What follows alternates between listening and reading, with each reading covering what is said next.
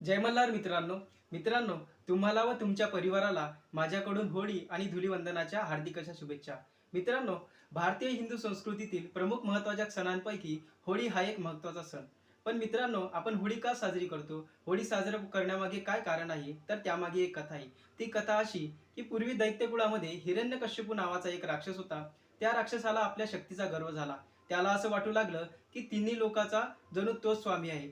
मग त्यासाठी तो देवांना व इतर सर्वांना त्रास देऊ लागला आणि त्यांना असं सांगू लागला की तुम्ही देवांची पूजा सोडून माझी पूजा करा. पण मित्रांनो, त्यावेळेस असं घडलं की भगवंताने त्याला अद्दल घडवली. ती अद्दल अशी घडवली की त्याच हिरण्यकश्यपूच्या पोटी प्रल्हाद नावाचा एक पुत्र जन्माला आला. तो पुत्र श्रीहरी विष्णूंचा भक्त होता. मग सर्व लोक माझी पूजा करतात, परंतु माझा पुत्रच माझी पूजा करत नाही, ही गोष्ट त्याच्या मनात खटकू लागली. मग त्याने मनाचा निश्चय केला आणि प्रल्हादाला संपवण्याचा प्रयत्न केला. मग प्रल्हादाला मारण्यासाठी त्याने नानाविध प्रयत्न सुरू केले, परंतु काही केल्या प्रल्हादाला काहीच होत नव्हते.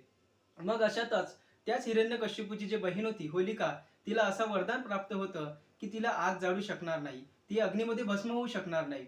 मग याच गोष्टीचा फायदा घेऊन त्यांनी एक युक्ती रचली आणि ती युक्ती अशी होती की एक यज्ञकुंड पेटवल्या जाईल आणि त्या यज्ञकुंडामध्ये होलिकेसोबत प्रल्हाद बसेल आणि तो एक पूजेचा एक भाग समजला जाईल, परंतु होलिका जळणार नाही, त्यामुळे प्रल्हादालाही काही होणार नाही असे सर्वांना सांगण्यात येईल.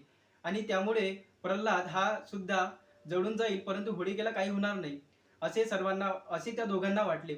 आणि मग ह्याच योजनेचा त्यांनी एक पुढं यज्ञ केला आणि त्यामध्ये होलिकेला प्रल्हादासोबत बसवले. परंतु ज्यावेळेस ते पेटवल्या गेलं, त्यावेळेस असा चमत्कार घडला की होलिका जळून खाक झाली, परंतु प्रल्हादाला काहीच झाले नाही. तर मित्रांनो, वाईट गोष्टीचा त्या वेळेस अंत झाला. तेव्हापासून तर आजपर्यंत होळी जे पेटवली जाते, त्या होळीमध्ये प्रतिकात्मक स्वरूपात आपण वाईट शक्तींना, वाईट गोष्टींना जाळण्याचा प्रयत्न करतो आणि आपल्या अंगातील चांगल्या शक्ती, चांगल्या गोष्टी ह्या सदैव तेवत राहो असे आपण त्यावेळेस म्हणतो.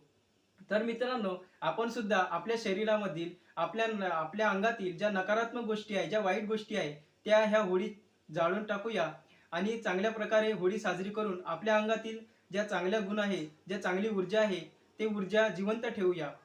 मित्रांनो, पुनश्च तुम्हाला आणि तुमच्या परिवाराला माझ्याकडून होळीच्या हार्दिक अशा शुभेच्छा. मित्रांनो, आजचा हा होळीचा कथेचा भाग तुम्हाला कसा वाटला हे कमेंट करून सांगा. व्हिडिओ जर आवडला असेल तर लाईक करा. भेटूया पुढच्या एका अशा व्हिडिओमध्ये. तोपर्यंत नमस्कार.